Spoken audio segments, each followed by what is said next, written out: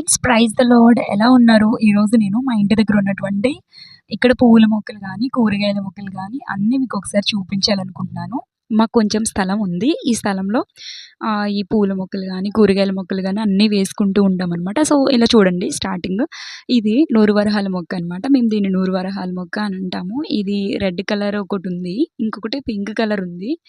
ఇలా చూడండి దీని పైన ఇంకొక చెట్టు ఉంది గదా! ఇదేమో సీతాఫలం. దసరా వరకు సీతాఫలాలు కాస్తాయి.